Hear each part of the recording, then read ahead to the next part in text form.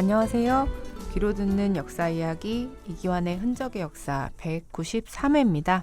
예, 안녕하세요. 예, 이번 주는 18세기 말 또 19세기 이런 시대의 한양 거리로 한번 시간 여행을 떠나보려고 합니다. 타임머신으로 타임머신 예. 없으니까는요. 어쨌든 예. 18, 19면은 뭐 몇 년이죠? 한 200년, 300년 되나요? 뭐 100년, 예. 200년 되는 건데 사실 가만히 생각을 해보면 그렇게 뭐 멀지 않은 과거를 예. 가요. 그러고 보면 100년, 200년 뭐 이렇게 되니까 그렇잖아요. 예, 그렇게 멀게 느껴지지 않네요. 그렇죠. 예. 그러니까 뭐 우리가 18세기 하면 늙어 많아 보이지만 그런 것 같고 또 요즘에 사람 수명이 길어져서 보통 뭐 90 그렇죠. 이상까지 사니까 그렇죠. 예. 근데 그 당시에 한양거리를 어떻게 여행한다는 거예요? 이마영 기자 혹시 그 성시전도하고 성시전도시라는 걸 혹시 아시나요? 아니요, 잘 모르겠습니다. 성시라는 건 뭐냐면 재성하고 도시 시가지 할 때 시자거든요. 그러니까 네. 뭐 성시라는 건 뭐 성이 있는 시가지. 그러니까 한양성, 한양도성 내 시가지라는 소리죠. 그러니까 성시전도라는 게 한양 도성내 시가지를 전체로 그린 지도라는 의미. 그렇죠. 예. 전도라는 게 이제 전체적인 예. 그 지도라는 의미니까. 그러니까 성으로 둘러싼 도시 전체를 묘사한 그림. 네. 그 당시엔 뭐 저희가 없으니까 뭐 없었으니까 회화, 그 그림하고 시를 네. 네. 이제 가리키는 수로라고 볼 수가 있는 건데 그 정조 임금이 1792년에 왕명을 내리죠. 그래서 이제 화가들한테 야 성시전도를 그려라라고 하고 그 이제 성시전도가 그려지니까 문신들한테 이제 이 글을 쓰게 하고 뭐 그렇습니다. 그래서 그 성시전도는 한 7차례 정도 그림이 네. 그려졌고 그다음에 시는 한 20명 이상의 문인들이 시를 지었죠. 그런 지도가 남아 있어요? 근데 원래 그 이 성시전도라는 거는 엄청나게 큰 병풍이라든가 두루마리 이런 데 이제 만들었을 것 같잖아요. 네. 보통. 근데 그런 지도는 남아있지 않다 그러죠. 근데 지도가 남아있지 않는데 어떻게 18, 19세기 한양거리를 재현할 수 있어요? 뭐 아까 얘기했지만 이제 시가 있잖아요. 글이 있잖아요. 그래서 그 성시전도라는 지도를 보고서 네. 이제 그 이 시를 쓴 것들, 그 이제 성시전도 시라고 하는 건데 그 시를 보면 시에 이제 어떻게 표현됐나를 보면 당대 생생한 한양거리의 표정 이런 걸 우리가 가늠해 볼 수 있다는 거죠. 그래서 이제 우리 이번 주제가 그 특별히 이제 꼽는다면 그 독설가 박제가가 엄청 독설가거든요. 네. 독설가 박제가가 표현한 한양거리 뭐 이렇게 좀 제목을 달 수가 있겠네요.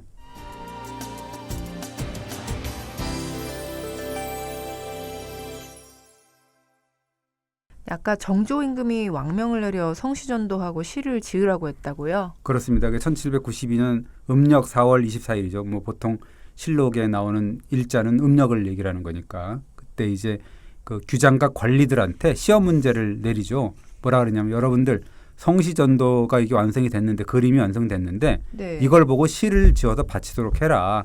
그 사흘 뒤에 오전 뭐 새벽 5시부터 7시까지 요때까지가 기한이다라고 얘기를 하죠.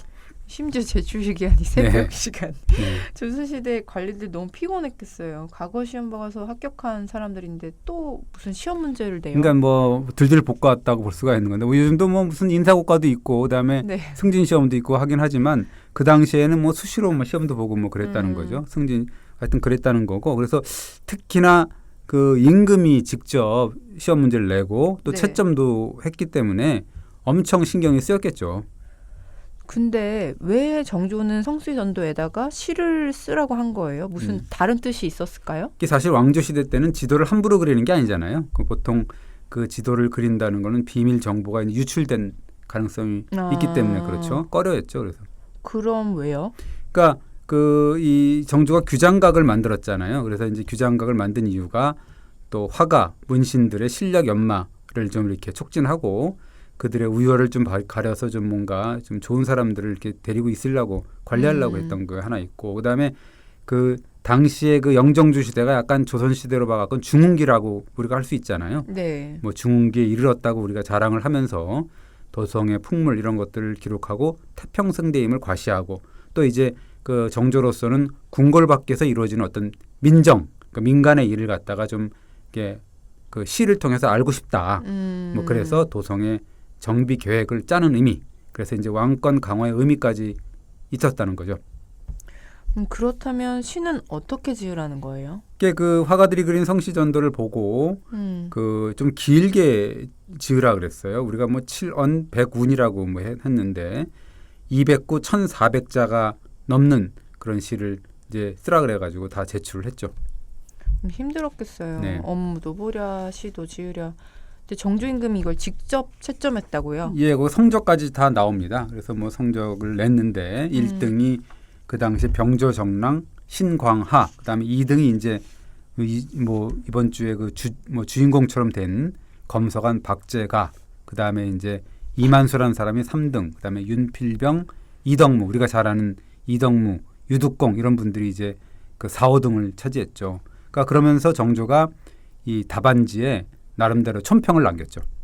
그러니까 점수도 내고 평가도 하고 그랬다는 거죠. 네. 뭐라고 평가했어요? 예를 들자면 신광하의 시를 평가를 내릴 때는 이거는 소리가 있는 그림이다 해서 유성화라고 이제 표현을 했고, 박제가한테는 말할 줄 아는 그림이다 그래서 해어화라고 했고, 그다음에 이만수라는 사람한테는 아름답다를 가짜를 써갖고 아름다울 가짜를 써갖고 그랬고, 윤필병 같은 사람한테는 넉넉하다, 그다음에 이덕무한테는 고아하다, 유득공한테는 야, 이 모두가 다 그림이다라고 이제 표현을 했죠. 얼핏 들어도 촌철살인이다 이런 느낌이 들어요. 그렇습니다. 이게 어떻게 보면 좀 이게 뭔가 느낌이 있는 예. 그런 평가일 것 같아요. 요즘 같으면 뭐 가나다로 할까요? 뭐 100점이나 90점이나 이렇게 했을 텐데 너무 좀 그 무덤덤하게 했을 텐데 그쵸, 옛날에는 예. 이렇게 딱 뭐 헤어하니 뭐 이런 식으로 헤어가 되게 했잖아요. 멋있습니다. 예, 그렇게 했잖아요. 그래서 예. 어쨌든 6명 정도는 어평을 했어요. 6등까지는 예. 뭐 공동 5등이니까 뭐 6명이라고 할 수가 있는 거고, 총 17명이 상을 받았는데 이 정조의 어평, 그러니까 평가를 받은 6명 중에는 이제 신광하라든가 박제가, 이만수, 이덕무, 유득공 뭐 이런 사람들의 시가 전해지고 있고, 또 상을 받지 못했던 사람이 있는데 서유구라는 분인데 이분도 되게 유명한 분이죠. 이 당시에는 상을 못 받았던 것 같아요. 근데 이분의 시도 이제 알려져 있습니다. 그래서 이제 다른 성시전도시를 포함해서 이제 뭐 창작품 6편 정도 더 있다고 하더라고요. 근데 한양거리를 묘사한 시가 그렇게 생생해요? 근데 사실은 뭐 한계는 있었던 것 같아요. 왜냐하면 이 성시전도시라는 게 왕명에 따라서 예. 그 그린 그림을 보고 쓴 시잖아요. 그러니까요. 그러니까 이제 뭐 시험을 낸 주체가 임금이잖아요. 지엄한 임금이 내라 그랬더니 그냥 괜찮아, 있는 대로 그냥 써봐 그랬다 손 치더라도 한양 거리를 나쁘게 그릴 수는 없을 것 같아요. 그죠? 네. 비판적으로 우리가 독해하고 뭐 이런 수준은 아니었지 않나, 우리가 이제 그렇게 상상할 수가 있죠. 근데 신광하의 시는 얼마나 잘 썼길래 1등이 됐어요? 그러니까 지금으로 보면 제가 볼 때는 그냥 모범답안 같은 느낌이었습니다. 그래서 뭐 예를 들자면 이런 거예요. 버드나무와 복사꽃, 오약꽃 피는 2, 3월에 나귀원의 소년들과 장대의 기생들, 노는 이들은 김씨장씨 아니면 허씨나 사씨, 그다음에 뭐 백자년애들은 포도주를 기울이고 뭐 이런 식의 어떤 그런 시였거든요. 조선의 거리 풍물 같지가 않는 것 같아요. 지금 봐도 네. 그 노는 이들이 뭐 김씨장씨 뭐 허씨 사씨 하는 거 보면은 김씨는 뭐 물론 우리나라 성이긴 하지만 뭐 사씨나 이런 성들은 좀 뭐 그렇잖아요. 그러니까 어떻게 보면 중국 한나라나 당나라 분위기가 좀 물씬 풍기는 뭐 그렇고, 그다음에 나귀원이라든가 장대 이런 것도 사실 중국 쪽이거든요. 그래서 그 하여튼 의고적 표현이다, 복고풍이다, 우리가 이제 흔히 얘기할 수가 있죠. 그러게요. 이걸 한양거리라고 할 수 있나 싶은 생각도 그건 들고요. 전체적으로 보면 상 받은 사람들을 전체적으로 보면 그 서유구라든가 유득공이라든가 이덕무라든가 이만수 이런 사람들은 전체적으로 좀 어영문학의 범죄에 들 수 있다라고 할 수 있는데, 어영문학이라는 게 나쁜 의미는 아니고 그렇죠. 임금의 어떤 그런 의도에 맞게 이렇게 너무 또 이렇게 조질 수는 없잖아요, 임금 하는데. 근데 이제 아까 얘기했던 박제가라는 인물 알잖아요, 그죠? 그렇죠. 북학파.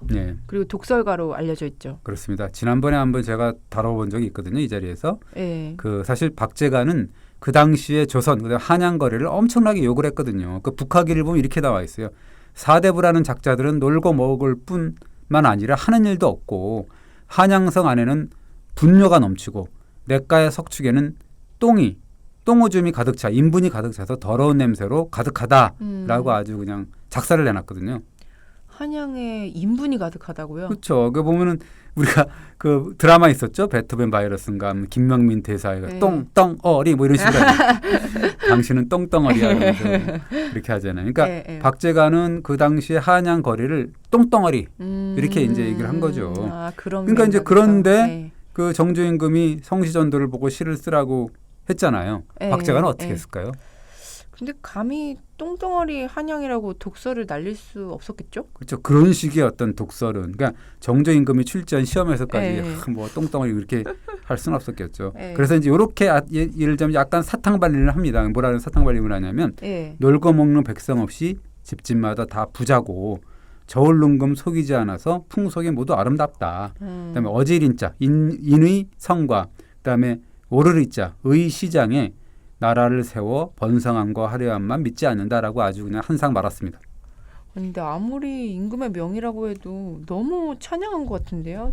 독설가답지 않은데요? 그렇죠. 그러니까 어떻게 보면 그래도 좀 뭔가 예. 박제가 정도 되면 뭔가 예. 디스도 좀 하고 근데 이제 예. 그럼에도 불구하고 박제가는 약간 달랐습니다. 그 대부분의 시들이 이제 약간의 고답적이고 뭐 이렇게 그 틀에 예. 맞춰진 그 정답에 가까운 예. 우리가 상상할 수 있는 그런 걸 썼지만 그 박제가는 사실은 아까 그런 좀 사탕발림 한상만 경우도 있지만 그 나름대로는 또 생동감 넘치는 필치로 한양거리를 그렸던 측면이 있습니다.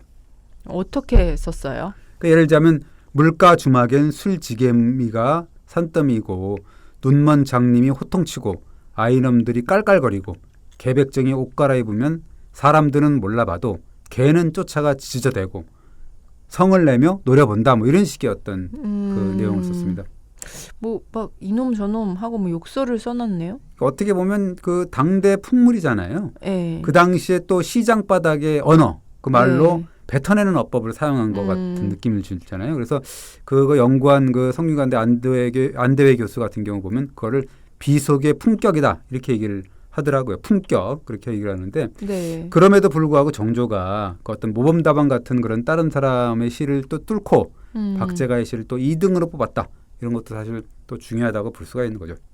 그러게요. 원래 정조는 문체반정이라 해서 상스러운 문장을 엄청 싫어했을 텐데요. 그렇죠. 그래서 뭐 좀 약간 소품식 우리가 생각하는 막 단문으로 쓰거나 뭐 약간 그 속어체로 이렇게 쓰면은 막 난리를 치고 뭐 저 과거도 못 보게 하고 막 문책하고 막 그랬거든요. 네. 그런 거에 비하면 좀 달랐죠. 그리고 정조 같은 경우는 박제가 이 글을 보고서 아까 얘기했던 해화라고 했잖아요. 말할 줄 아는 그림이다라고 했잖아요. 그럼 네. 보면 뭐 다리를 건너려는 뭐 이 아이들 모습 이런 거 하고 뭐 장님을 놀리는 그런 아이들 모습 이렇게 하고 그다음에 사람을 향해 짖는 개 그다음에 뭐 우통을 벗어서 버리고 내달리는 정원 사령 뭐 이런 것들을 사람들을 생생한 필치로 묘사를 하잖아요. 그러니까 요즘 시대 어떤 캡처 사진 이런 네. 같은 느낌도 나네요. 뭐 요즘 뭐 예. 이렇게 짤방이라고 뭐 이렇게 예. 하는데 그다음에 어떻게 보면 이 그림에 정지된 채 묘사된 장면을 두고서 박제가 같은 경우는 어떻게 보면 참신한 시선 감각으로 해석했다 이렇게 하는데 개가 사람을 향해 짖는 화면을 보고 뭐라고 표현했냐면 마치 자기가 아는 사람인 양 그러니까 개백정이라는 걸 알았다는 거죠. 그래서 개가 저 개백정을 향해 마구 짖어댄다라고 이제 표현한 거죠. 그러니까 성시전도시에 나온 어떤 특정한 사람이 저 사람은 개백정일 것이다라고 이제 판단을 하고서 그렇게 시를 쓴 거니까는요. 굉장히 아주 생동감 넘치게 쓴 거죠. 시를 보면 자기를 향해 마구 짖어대는 개백정의 당황한 얼굴을 떠올리게 되는데요. 그러니까는요. 그렇게 아주 생생하게 썼다는 거죠. 그리고 이제 박제 같은 경우는 엄청나게 많은 분량을 갖다가 뭐 시장 거리를 이제 풍물을 표현을 했는데 그것이 작품의 반 이상을 할애합니다. 뭐라고 쓰냐면 배우들 옷차림이 매우 해교하고 망측하다. 그다음에 동방의 장대 타기는 천하에 없는 거다. 그러면 줄타기와 공중제비하고 거지처럼 매달렸다. 그리고 한 곳에는 그 꼭두각시가 무대에 오르자 동방에서 온 칙사 그러니까 저기죠. 그 사절단 네. 그 사람이 손뼉을 친다. 원숭이는 아녀자를 깜짝 놀라게 한다. 그리고 사람이 시키는 대로 절도 하고 끌어안기도 한다. 뭐 이런 식의 어떤 표현을 썼죠. 정말 좀 놀라운데요. 네. 18세기 흥청거리는 한양거리가 이제 TV 화면처럼 떠오르는 느낌이에요. 그러니까는요. 그게 뭐 한양의 시장에서 벌인 광대, 사당패, 공연 한마당 예. 사실 그대로 보는 듯한 하잖아요. 그죠? 예. 그런데 이런 식구도 있습니다. 아전배들은 허리로 인사를 하고 시정 잡배들은 이빨 사이로 침을 뱉어낸다라는 표현이 있습니다. 시정잡배들이 이빨 사이로 침을 뱉는다고요? 이게 침 좀 뱉었다라는 우리가 얘기해. 아, 그거요? 아전배라는 게 하급 관리잖아요. 그러니까 굽신대는 꼴이 연상이 되고 그다음에 예. 그 시정 잡배들이라는 게 사실 양아치들 뭐 아니겠어요? 예. 동네 막 양아치들 얘기인데 지금으로 치면 침 좀 뱉고 껌 좀 씹는 뭐 그런 어떤 동네 양아치들 모습이 아닌가라는 예. 게 우리도 뭐 그 한창 10대 이렇게 보면 괜히 예. 지나가다 침 뱉고 뭐 이런 그런 게 또 있잖아요. 그런 것도 어떻게 보면 인사처럼 우리가 그렸다는 거죠. 그러니까요. 동네 양아치들이 침 좀 뱉는다는 느낌이 드네요. 예, 그렇습니다. 그래서 그 요게 예. 요 표현, 그러니까 이빨 사이로 침 좀 뱉는다는 표현, 이것이 이제 또 나중에 또 문제가 돼요. 무슨 문제요? 그러니까 이유원이라는 사람이 쓴 이마필기라는 게 있는데요. 책이 있는데 거기 보면 시정 잡배들의 인사법, 그러니까 아까 얘기했던 박제가가 표현한 것, 이거를 두고서 이제 뭐 재밌는 일화를 전하는데 네. 어느 날 이유원하고 필담을 나누던 중국 사람이 갑자기 생각났다라고 하면서 이 유원한테 뭐 질문을 했다는 거죠. 내가 박제가라는 분의 시를 보니까 이빨 사이로 침을 뱉는 그런 시정 잡배들의 인사법이 있다라고 하는 건데 대체 그게 뭡니까? 라고 이제 중국 사람이 물어봤다는 거예요. 그러니까 이 유원은 좀 순간 당황한 거죠. 왜냐하면 조선 시정 잡배들이 막 침 뱉는 거 이런 것까지 중국 사람들이 아는 건 좀 그렇지 않냐, 불량스러운 거이기 때문에 네. 그래서 약간 어떻게 대답할지 몰라갖고 순간적으로 딴청을 피웠다는 거죠. 글쎄요, 내가 이 시는 처음 보는 시인데 이게 도대체 무슨 말인지 잘 이해를 못하겠네요. 라니까 중국 사람이 알듯 모르듯한 미소를 지으면서 더는 묻질 않았다는 거예요. 근데 이 말을 들은 정조 임금이 그냥 넘어가지 않았다는 거죠. 아니 정조가 어떻게 했는데요? 어떻게 보면 이제 조선의 치부를 드러낸 것 같은 느낌을 주니까 이 박제가의 시가 어떻게 보면 남의 나라까지 가서 놀림감이 되는 걸 이제 좀 되게 좀 싫어했던 거죠. 그래서 박제가 시를 중국에 소개한 자를 막 색출하라 그래갖고 막 처벌하고 막 그랬다는 거예요. 근데 그래도 박제가의 시를 칭찬하는 사람들이 꽤 있었다면서요. 박제가 스스로가 그랬다는 거죠. 자기가 쓴 성시전도시를 두고서 천박하고 깊숙한 맛이 없는 그냥 시일 수밖에 없다라고 자기가 그냥 얘기를 했다는 거죠. 그런데 네. 그 당시에 이규경이라는 사람이 그 박제가의 시를 두고서 아니다. 이거는 당대의 실정, 그러니까 민정을 잘 그래도 형용한 거 아니냐라고 칭찬을 했던 거고, 그다음에 요 박제가가 썼던 그런 방식, 이것들이 이제 약간 후에 신태권, 이학규, 신관호 이런 분들의 성시 전도시에 아주 큰 영향을 미쳤거든요. 그래서 신태권이라는 분은 뭐라 그러냐면 이게 이 골목의 미녀처럼 비속한 말이 섞여 있다라고 이제 스스로 했어요. 그다음에 이학규라는 사람은 드러내놓고 웃는 사람들한테 묻는다. 내 시가 비속하지 않다고 생각할 수 있겠는가라고 했다는 거죠. 비속하다는 걸 다 알았다는 얘기죠. 근데 그래도 정조가 박제가 시를 2등으로 꼽은 건 좀 이상하긴 해요. 그렇죠. 나중에 이 시를 중국에 소개한 사람을 색출해서 처벌까지 했다면서. 그러니까요. 이게 뭐 나름 또 다르다는 거를 인정해 준 게 아닌가. 그러니까 어떻게 보면 뭐 실록이나 모든 걸 읽어보면은 어떤 사람을 그 흐름대로 계속 그렇게 똑같이 인식을 하면 안 될 것 같아요. 사람이라는 게 예외도 있는 거고 그렇잖아요. 그렇죠. 살다 예. 보면. 예. 또 내가 이렇게 화를 냈다가 다음에 또 칭찬을 또 할 수 있고 이러기 때문에 예. 한 단면을 보고서 그 사람 전체를 판단할 수는 없는 것 같은데 정조로 봐서는 또 다른다는 거를 박제가의 어떤 그런 면 그리고 또 인정해 줄 수가 있다는 거죠. 맨날 뭐 문체반정만 했다라고 우리가 딱 그 규정을 할 수는 없는 거고 교양 감각이 있지 않을까 이렇게 생각을 합니다. 네, 아무튼 또 박제가의 영향을 받은 시가 많다고 하셨잖아요. 그렇죠. 아까 얘기했던 뭐 이학규, 신태권 이런 사람들도 그 똑같은 이제 성시 전도시에 당대 풍물을 이제 전하고 있는데 뭐라고 표현하냐면 바닥에 쌓인 생선에서는 비린내가 살살 풍겨오고 사람 보고 냅다 달리는 놈은 돼지라네. 누더기 입은 사내는 술에 취해서 인사불성이고 어린 계집종은 정수리에 동이를 이고 그것이 쏟아지려고 하니까 머리를 치켜든다. 공감각적이죠, 되게. 그러게요. 상상이 갈 수가 있죠. 네. 그리고 가련하구나. 광통교의 색주가는 그 별자 쓴 등을 걸고 탁자를 늘어놓았고 가련하구나. 구리개에 약 파는 늙은이는 망건 쓰고 어슬렁어슬렁 하면서 주렴 안에 머무르고 있네라고 이제 표현을 썼죠. 그게 이제 신태권이라는 분의 시인데요. 이 두 사람 다 시장바닥 사람들의 삶을 묘사했네요. 그렇죠. 그 당시에 이제 종로라든가 청계천이라든가 을지로라든가 그다음에 아현동 뭐 이런 데를 무대로 살아갔던 그 시장 사람들의 일상 이런 것들을 스케치한 거죠. 그 성시전도시를 보면 특정한 직업이나 당대 현상들을 부각시켜서 묘사한 것들이 많다면서요. 특히 이제 신태권의 경우 이제 그랬다는 건데 그 뭐라고 했냐면 위로는 정승판서로부터 아래로는 가마꾼까지 그다음에 안으로는 규방 그러니까 안방 여자들이죠. 네. 서부터 외방 거울의 기생까지 입을 가진 사람이라면 그 누가 즐기지 않으며 또 이 잔치자리 첫 때면은 이 물건을 빼놓을 수가 없다라고 하는 거죠. 그것이 뭐냐 하면 담배와 술이라는 거죠. 그러면서 뭐라 하냐면 담배와 술 중에 어느 것이 좋겠느냐. 이런 큰 술장사는 당당하게 정말로 큰 부자하고 비견이 되는구나라고 했다는 거죠. 한마디로 당시에 담배가 대유행했다는 얘기네요. 뭐 술이 유행했다는 거는 우리가 흔히 상상할 수 있는 건데 네. 그 담배라는 건 사실 16세기, 17세기 정도에 이제 막 1618년 정도에 들어왔다고 우리가 얘기를 하는데 그때 들어온 거거든요. 그러니까 어떻게 200년도 안 된 상태에서 엄청나게 대유행을 하게 되는 거죠. 그 당시에는 그래서 이 정승부터 가마꾼까지 신분고하를 막론하고 정말로 담배가 이 술에 비견될 정도로 대유행하고 있었다라는 걸 알려주고 있는 거죠. 신태국 같은 경우는 정승판서도 담배를 좋아했다고 했지만 사실 정승판서나 백성들뿐만이 아니거든요. 정조임금이 골초라고 하지 않으셨어요? 뭐 기억을 하실 것 같아요. 우리가 지금 하고 있는 팟캐스트 1회 제목이 네. 그 지독한 꼴초 정조가 주제였거든요. 네. 그러니까 정조가 사실은 엄청난 담배 애찬론자였고 과거 시험의 시제로 담배를 내걸었다 이런 사실도 있거든요. 그럼 뭐라 그랬냐면 사람한테 유익한 거는 담배만한 것이 없다라고 하면서 이제 1796년에 그 담배를 시제로 내걸었던 그런 아주 독특한 이력이 있거든요. 그럼 뭐라 그러냐면 정조가 담배가 아니면 이 답답한 속을 풀어놓지 못한다. 꽉 막힌 심정을 담배가 뚫어준다라고 하고 그 담배를 백성들한테 베풀어 줌으로써 그 혜택을 함께하고자 한다. 대책을 한번 써봐라.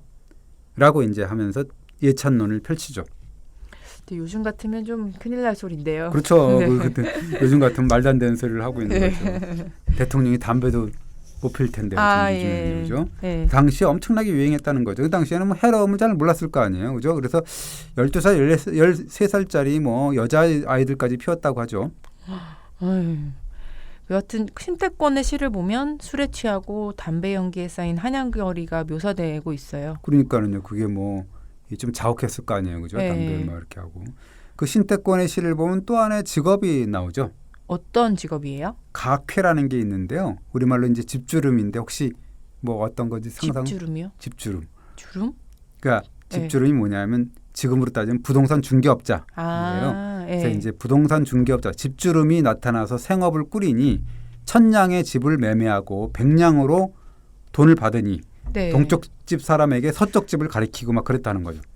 아, 이게 집주름이라는 부동산 중개업자가 엄청난 중개 수수료를 챙긴다는 얘기잖아요. 그러니까 어떻게 보면 이제 부동산 투기의 모습, 부동산 어떻게 보면 거래의 모습이긴 하지만 부동산 중개업자가 동쪽 집, 서쪽 집으로 이사를 막 하라고 막 유도했다는 거 아니에요. 그리고 중개 수수료를 막 챙겼다는 거잖아요. 그러면서 이제 그 부동산 업자 때문에 이사를 막 빈번히 다녔겠구나라는 걸 상상할 수가 있죠. 왜 기시감이 느껴질까요? 네. 그런데 천냥을 매매하고 백냥을 값으로 받는다는 거는 중개 수수료가 매매가 10분의 1이라는 거잖아요. 그렇죠. 그 10분의 1이라는 소리죠. 그 요 시를 보면 또 이제 흥미로운 현상을 하나 볼 수가 있거든요. 뭐라 그러냐면 남촌과 북촌에는 이름난 집들이 몰려 있다. 그리고 부귀한 자는 성세에 기대하는 거다. 또 예부터 양반은 조용하고 외진 곳을 좋아했지만 요즘은 사대부가 시끄럽고 낮은 데를 탐낸다라고 표현이 있거든요.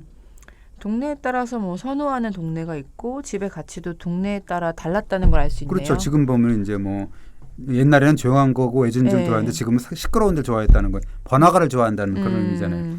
그러니까 이 부유층은 뭐 동네 이름값, 위세를 감안해서 지금의 강남이나 뭐 이런 데 성북동이나 이런 특정한 곳에 모여 살았다라는 의미가 되는 거죠.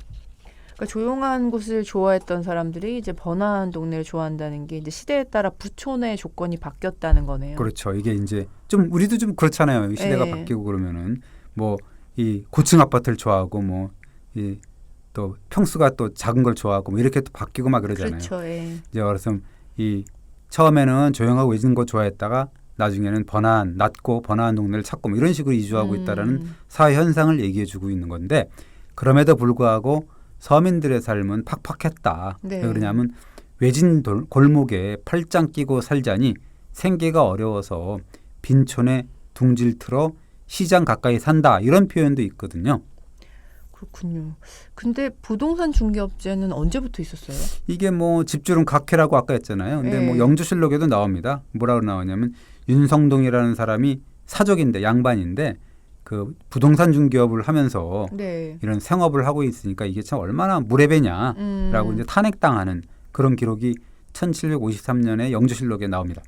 그러니까 영주실록에 당시 부동산 중개업이 성업을 잃었고 네. 이 직업을 가진 자를 좋게 보지 않고 무례배로 폄훼했다는 게 나타나네요. 지금으로 보면 그거 뭐 잘만 돈 벌 수 있는 직업이긴 하지만 네. 그런 식으로 이제 수수료나 뜯어먹는 그런 자로 이제 여겼다라고 볼 수가 있어서 곱지 않은 시선으로 바라본 거죠.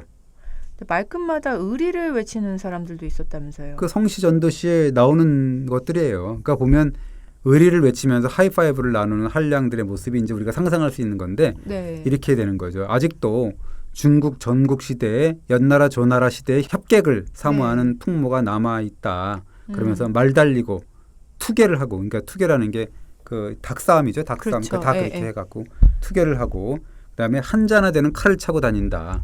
그러면서 의기투합하는 자를 만나면 술집과 찻집에서 손바닥을 부딪힌다. 뭐 이런 그 이희순이라는 사람의 그 성시전도시가 있더라고요. 이 시 내용 중에 의기투합하는 자가 만나서 손바닥을 부딪히는 게 지금의 하이파이브. 그렇죠. 그러니까 어떻게 보면 한량끼리 만날 때 하이파이브 나눈다. 뭐 이런 의미인데. 뭐 힙합 하는 사람들 보통 보면 뭐 스웩 뭐 이렇게 하고 뭐 독특한 인사법 같은 그런 느낌도 좀 줘요. 네네. 근데 그렇게 술을 한바탕 마시고 고담준론하면서 나라를 들었다 놨다 했다는 건가요? 거기 보면 이제 뭐 술 취한 뒤에는 고담준론하고 공자들을 압도하고 한평생 호화로움 언제나 자신하네 뭐 이런 표현이 있거든요. 그러니까 뭐 대단했겠죠. 인천 앞바다에 뭐가 들어오면 내가 왕년에 뭐가 됐는데 뭐 이런 식으로 하고 뜬구름 잡는 얘기나 하되고 네. 이랬다는 거거든요. 뭐 네. 그렇게 이제 허풍을 막 질러대는 네. 그런 모습 이런 걸 또 그린 거죠. 근데 정말 시를 읽어보니 당대 한양의 모습이 일목요연하게 그려지는 느낌이에요. 그래서 뭐 보면은 박제가가 뭐라고 표현했냐면 마치 그 유리에 비춰서 종이 위에 줄여놓는 방법을 사용했다. 그래서 뭐 어떻게 보면 그 한 폭의 그림 위에 큰 도예지가 펼쳐지고 인정과 세태 그러니까 그 민정, 백성의 민심 이런 것들이 모조리 옮겨왔다. 뭐 이렇게 얘기를 했죠. 그러고 보니 정조가 박제가의 시를 두고 말할 줄 아는 그림이라고 표현한 게 딱 맞는 것 같아요. 그러니까 뭐 헤어라고 하고 막 그런 건데 그러면서 이제 이 사람들은 그 자질구레한 모습은 차라리 천근한 것 그러니까 이 막 고루하고 어떻게 보면 좀 그럴듯하고 막 이런 그런 게 아니라 정말 비속하고 정말 그 이 민속적인 그런 거 그런 거에서 백성의 이 밑바닥에서부터 찾아야 된다 이렇게 얘기를 했거든요. 그래서 시가 생생한가 봐요. 그렇죠. 그러니까 어떻게 보면 그 우리가 기사로 보면은 요즘에 유행하기 시작했던 내러티브식 기사로 할 수 있지 않을까 생각이 되는데요. 그 주제는 뭐 200년 전에 한양의 저작거리를 어떻게 보면 하는 거고 그 기사는 이야기고 사실은 기자는 이야기관이라고 이제 나는 사실 그 주장을 하거든요. 그러니까 어떻게 보면 그런데 요 박제가 이학규 신태권 이런 사람들의 시를 비교하면 제가 좀 부끄러울 지경이 아닌가 이런 생각이 듭니다. 요즘으로 보면은 어떤 사회부 기자가 쓰는 르뿌르따주 같죠. 그러니까는 여기 보면 청계천 종로 을지로 이런 무대를 살아가는 시장 사람들의 하루하루의 삶 그런 것들이 그대로 그 당시에 그들의 언어로 이렇게 표현했잖아요. 그러니까 어떻게 보면 그 르뿌르따주의 결정체 같은 느낌이 드는데 그 신문사 사회부 현장 기사라는 그런 그 느낌이 아닌가라고 해서 사회부 기자의 역할을 했다고 볼 수가 있는 거죠. 지금으로 보면 그렇다는 거죠. 우리 기자들도 사실 요 시를 한번 읽어보시면 좋을 것 같아요. 자기가 쓴 기사하고 요 박제가나 요 신태권 이런 사람들이 쓴 기사가 누가 더 제대로 표현했는지 한번 하면 부끄럽지 않을까 생각이 드는데 부끄러울까 봐 못 읽겠습니다. 부끄러웠습니다. 한번 읽어보시면 좋을 것 같고요. 이번 주 여기까지 하겠습니다. 네, 감사합니다. 네, 고맙습니다.